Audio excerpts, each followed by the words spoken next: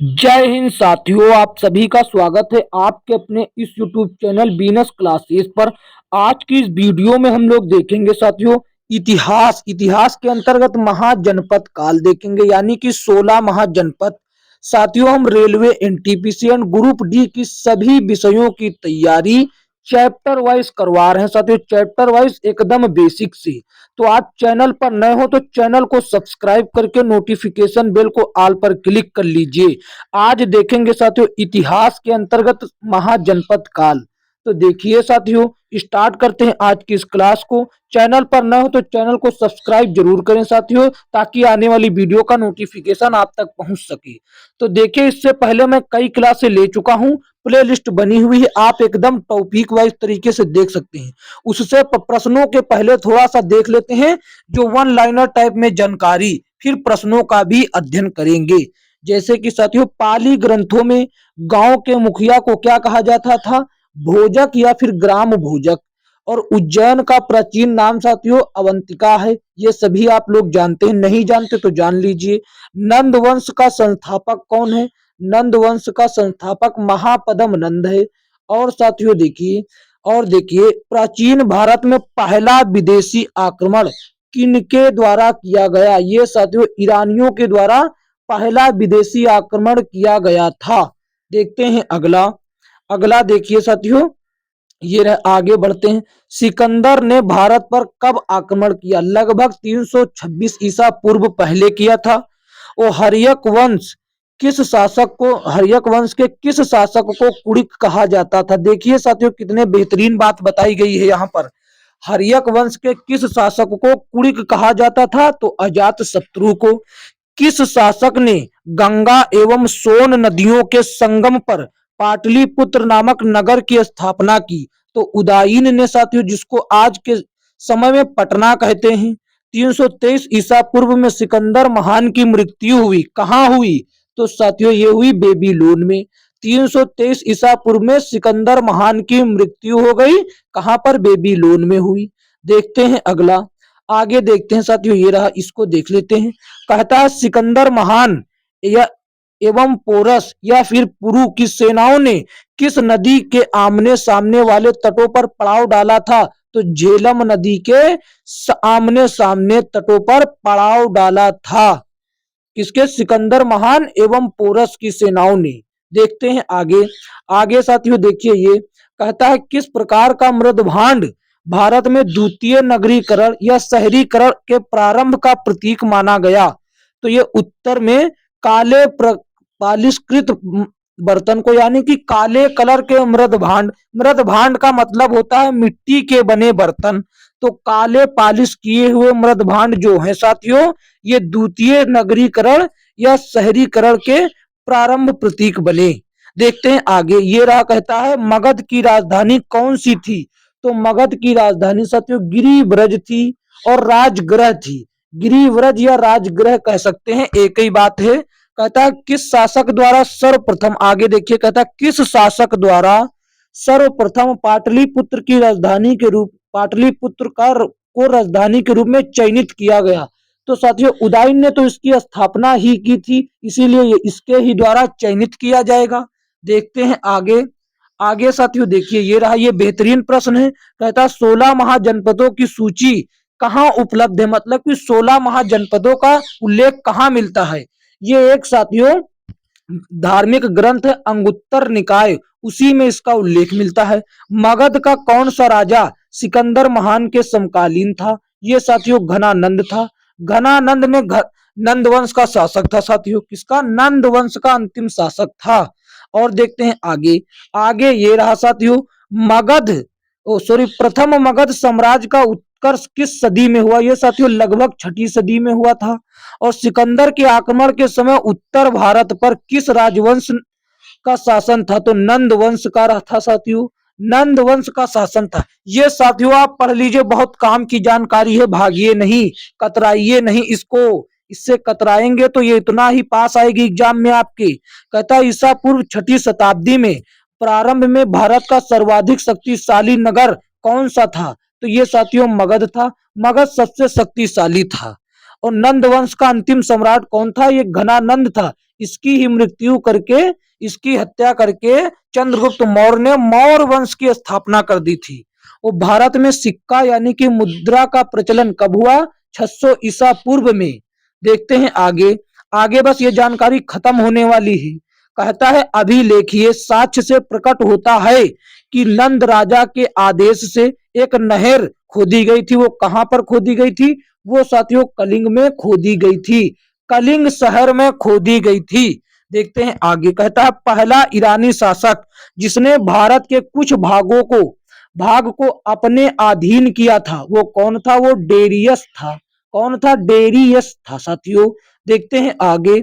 आगे देखिए मगध के किस प्रारंभिक शासक ने राज्यारोहण के लिए अपने पिता की हत्या की एवं इसी कारणवश अपने पुत्र द्वारा मारा गया? ये साथियों अजात शत्रु था। उसने साथियों अपने राज्य करने के लिए अपने पिता की हत्या की और इसी कारण वह अपने पुत्र द्वारा मारा गया। बहुत बेहतरीन प्रश्न है साथियों, अजात शत्रु याद रखेंगे। किस शासक ने अवंती को जीतकर मगध का हिस्सा बना दिया? शिशुनाग ने साथियों इसको अवंती को जीतकर मगध का हिस्सा बना दिया था। देखते हैं आगे। बस ये समाप्त होने वाला है साथियों। बस इसके बाद प्रश्न देखेंगे। कौन सा बौद्ध ग्रंथ 16 महाजनपदों का उल्लेख करता? उत्तर निकाय बता चुके हैं। विश्व का पहला गणतंत्र वैशाली किसके द्वारा स्थापित किया गया? ये साथियों लिच्छवी द्वारा स्थापित किया गया। किसके द्वारा? लिच्छवी द्वारा। देखते हैं आगे। कहता प्राचीन श्रावस्ती नगर विन्यास किस आकृति का था? ये साथियों अर्धचंद्राकार था। और मगध के प्राचीन वंश के संस्थापक ये बृहद्रथ थे साथियों। कौन से? बृहद्रथ थे साथियों। देखते हैं आगे। आगे ये हम पहले ही बता चुके हैं। काली ग्रंथों में गांव के मुखिया को भोजक का कहा जाता था या ग्राम भोजक। और गृहपति का अर्थ साथियों धनी होता है। साथियों 16 महाजनपद हैं, वो आप देख लीजिए 16 महाजनपदों को। तो देखिए इसमें से जो महाजनपद हैं वो देख लीजिए 16, जिनकी महाजनपदों की संख्या कितनी? पहला मगध देख लीजिए। राजधानी क्या है? राजगृह या फिर राजगीर। और यहाँ पर इससे संबंधित देख लीजिए राजगृह या को राजगिरी व्रज के नाम से भी जाना जाता है। इस समय यह पटना बिहार में है। और अंग की राजधानी क्या है? चंपा। आधुनिक इसको कह सकते हैं भागलपुर। आधुनिक बिहार के भागलपुर और मुंगेर जिले में स्थित है। और देखते हैं काशी। काशी जो है इसकी राजधानी हो जाएगी वाराणसी।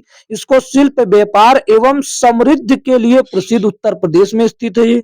और चौथा देखिए वजी साथियों महाजनपद की राजधानी वैशाली, विदेह या मिथिला, इन तीनों में से कोई हो सकती है, एक ही नाम है। यह विश्व के प्राचीनतम गणराज्य का जन्मदाता या 8 गणराज्यों का संघ था साथियों। कौन? वजी।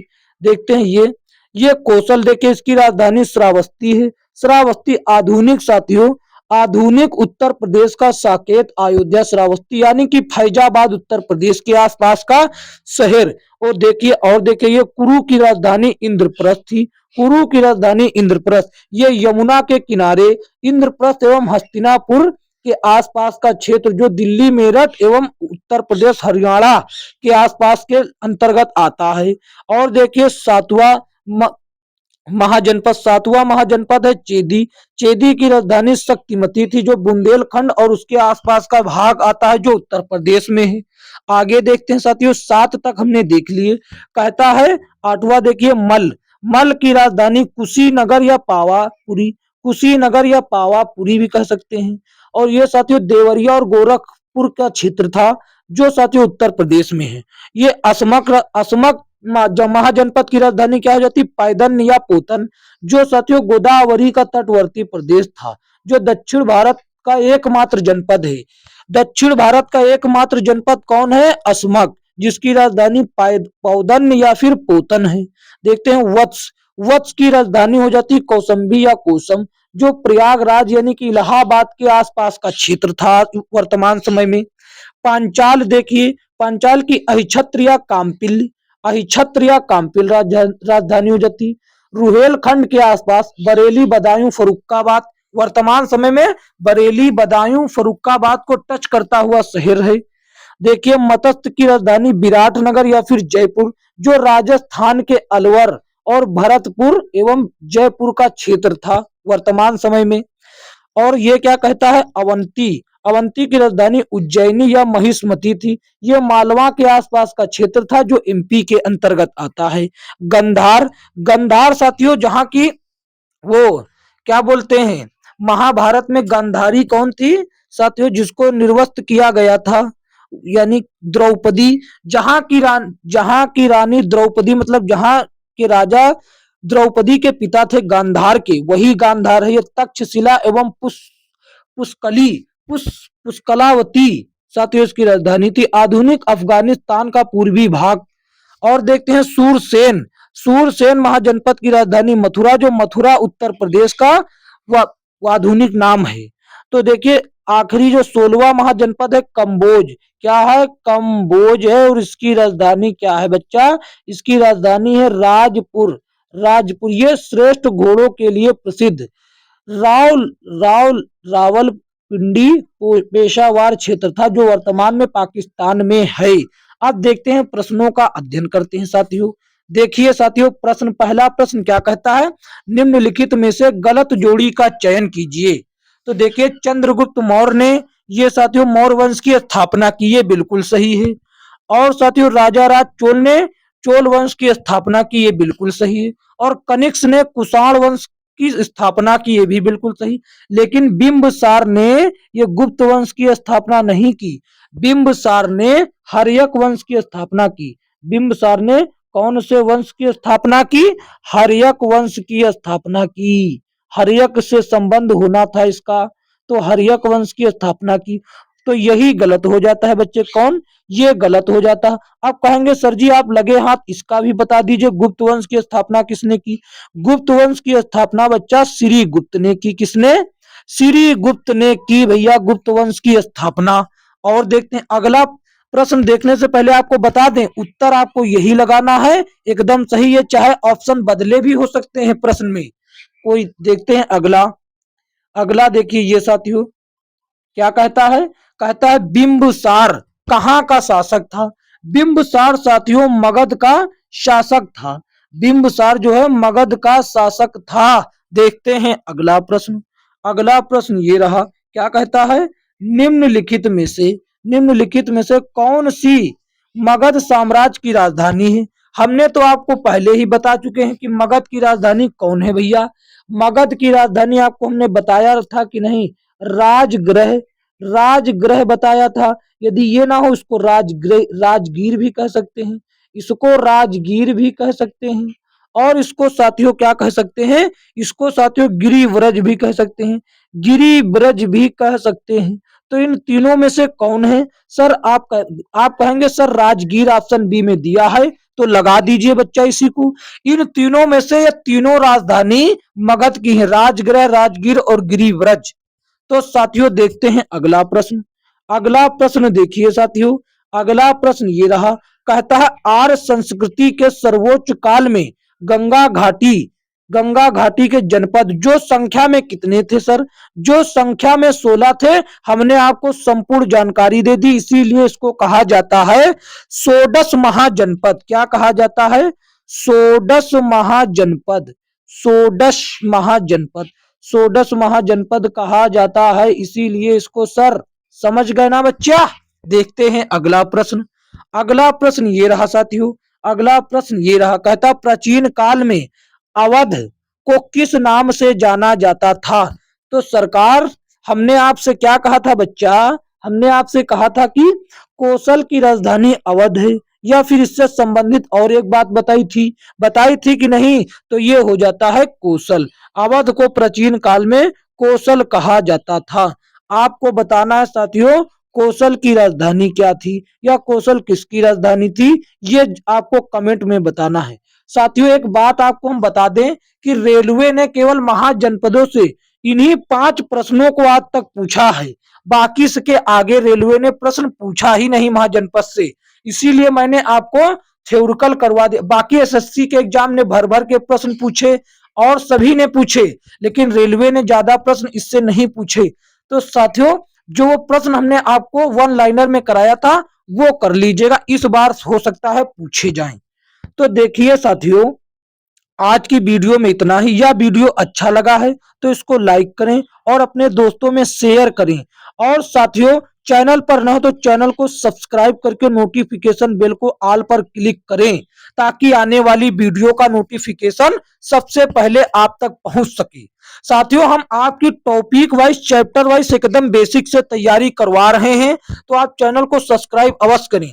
चाहे छोटा टॉपिक हो, चाहे बड़ा टॉपिक हो, एक वीडियो में एक टॉपिक समाप्त होगा बच्चा, ये हमारा संकल्प है। इससे आपको क्या होगा साथियों, आप भी नहीं ज्यादा भटकेंगे, एक वीडियो में एक टॉपिक समाप्त होगा, इसमें आपको कंफ्यूजन ज्यादा नहीं होगी। समझ गए? तो साथियों, मिलेंगे किसी अन्य वीडियो में, तब तक के लिए जय हिंद जय भारत।